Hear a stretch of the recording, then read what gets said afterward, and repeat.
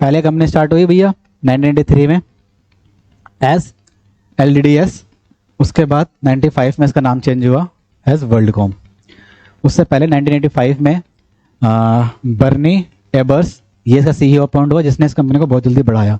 इसने सन 2000 तक आते आते अगले 5 साल में आते आते $154 मिलियन के रेवेन्यू पे पहुंच गया, और इसका 42nd प्लेस भी आया फॉर्च्यून की फॉर्च्यून 500 कंपनीज के अंदर इस रैंकिंग में इसका नाम। 90s तक आते आते इसने बहुत सारे एक्विजिशन किए, इवन टू कितने 5 सालों में इसने बहुत सारे एक्विजिशन किए। उसके बाद और भी आगे आने वाले 10 सालों 11 सालों में ये एक्विजिशन करता चला गया। ठीक है, तो 90s में इसका 154 मिलियन था, उसके बाद इसका 39.2 बिलियन तक चला गया अगले 11 सालों में।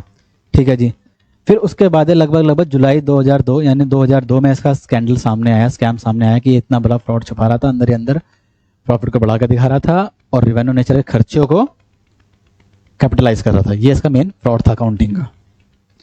इसके ऊपर ऑर्डर हुआ इंटरनल कंट्रोल का, इंटरनल SEC का ऑर्डर आया कि इंटरनल ऑडिटर्स पे हो। इंटरनल ऑडिट होने के बाद इसके सामने आई दोनों फ्रॉड, और इसके ऊपर SEC ने बैंक्रप्सी लगाया और बैंक्रप्सी लगा के इसको बंद किया, और इसका छोटा मोटा बिजनेस जो बचा था वो MCI के अंदर मर्ज कर दिया, और इस पर पेनल्टी लगाई $750 मिलियन। जितने भी लोगों का घाटा हुआ था उनको पे करो। एक मिनट रुक जाओ, $750 मिलियन का मैं एक चीज देख रहा हूं।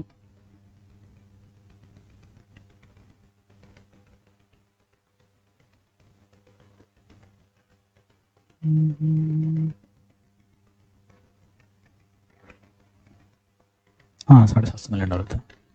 ठीक है, डाउनफॉल क्या हुआ? इनऑर्गेनिक ग्रोथ करी इसने कस्टमर सर्विसेज में, यानी बड़ा बंदा चला गया। जो मेन सा काम था, जब इसके बड़े बड़े मर्जर हुए तो कस्टमर का जो सर्विस थी, कस्टमर को सर्विस सही से प्रोवाइड ये नहीं कर पा रहा था। फील्ड मर्जर, एक बहुत बड़ा मर्जर होना था, स्प्रिंट कॉर्पोरेशन, जो अगर ये मर्जर हो जाता तो ये कंपनी बहुत बड़ी बन जाती पूरे US की। वो नहीं हो पाया, जिसकी वजह से इसके शेयर बहुत गिर चुके थे। जैसे $60 का शायद शेयर गया था, $60 से इसका शेयर $1 तक गिर गया था।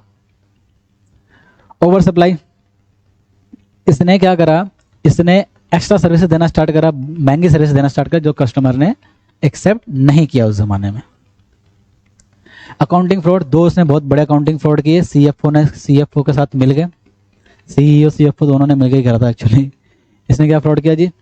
इसने फ्रॉड किया कि इसने जो लाइन कॉस्ट थी, यानी जो रेंटल था, एक तरह से आप लीजिंग कॉस्ट कह लो, वो थी, वो डेबिट करने की जगह P&L में इसने कैपिटलाइज करना स्टार्ट करा। दूसरा इसने क्या किया, बोगस सेल्स दिखाई, फेक सेल्स दिखाई अपनी, ताकि इसके बुक्स अच्छी दिखें।